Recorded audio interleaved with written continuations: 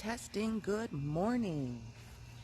Yes, I am back with an update.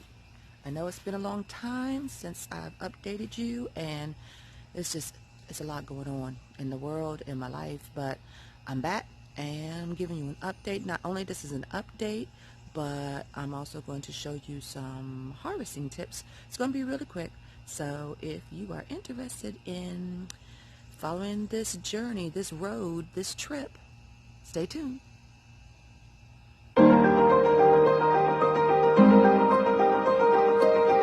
Okay, so again, if you've been following so I don't know how many videos ago, because it's been such a while, but I replanted some strawberries. So what I noticed is that they would grow, but they weren't growing the way I want them to, and I figured they needed a bigger space. So look at me now. So I put them in one of these felt pots. I'm going to turn this camera around. So I moved the strawberries to one of these felt pots. Now these I got from an Instagram ad, but I recommend that if you don't want to wait 2 months for pots, just get them from Amazon, because you'll get them a lot faster. But you can see that the plant is thriving, and look what we have. Oops. My camera work is not too good, but see, we have strawberries, and some more strawberries. There you go. So I'm going to get some strawberries from these. I'll see how much it takes to wait for these things. This one obviously is going to be first, and I will let you know how they taste. And so yeah, that's the strawberry update. Now,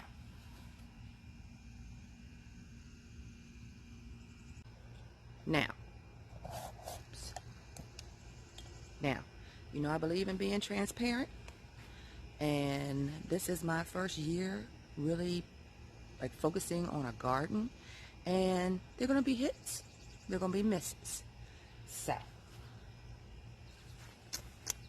this is my cucumber plant, and as you can see, it's not doing too well. It actually was doing a lot worse yesterday, because all of these leaves were actually yellow, and I thought I had lost it. So even though you see, let me see where I can find them. Even though you see that I do have some cucumbers, you see? So it is bearing fruit. It's another one, you see? So it's bearing fruit, but as you can also see, some of these leaves are not looking too good. So, of course, you know, good old internet, because I had already given it some Epsom salt. And so what I discovered is that this plant leaves will turn yellow if it's over watered. Imagine that. Over watered. Over. So, this is not a felt bag. This is actually, I think this is a 20-inch plastic pot. And so, you know, had this thought, maybe there are no drainage holes. And sure enough, there were no drainage holes in the bottom of the pot. My husband drilled some holes in it and said none of the water came out. So I did not water them yesterday. I just gave them some that hydrogen peroxide mix, the same one I used to save my basil. So if you need, go back to my videos. I already told you this trick. Hydrogen peroxide. I put a half a cup in a gallon of water, and then just fed. You come down and you feed. You don't feed the plant. You just put it in the roots. Okay? So I put it in the dirt, and honestly, you guys, I wish I had done it before and after. I didn't think the change would happen this quickly, but a lot of these leaves are starting to turn green, and they were straight yellow. Like, kind of what you see down there with the zucchini plant, but we'll get to that one in a minute. Okay, so next are our collards. Now, the collards. I have at least 3 harvests from this plant, and I've already fed the family once, and I have 2 more bags in the freezer. And what's funny about this is that they don't even really grow in the heat. So they are doing really, really well. These are cold weather plants. So hopefully I'll be able to harvest these throughout, shoot, at least till November. So we will see. But as you can see with this one, instead of using the plastic pot, I have my taller felt bag. And so what this allows is the roots kind of naturally get stopped. They don't like come through the holes in the bottom of the plant or anything.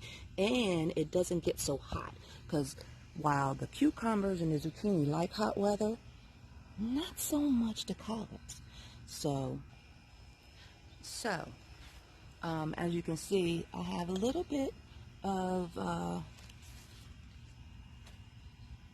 critters eating my plants, but I've been using neem oil, and that's helping it a little bit. And so again, I'm looking forward to eating off this plant for a while. Okay, so now we go to the zucchini. And again, so with the zucchini plants, you see we still have the same issues with yellow.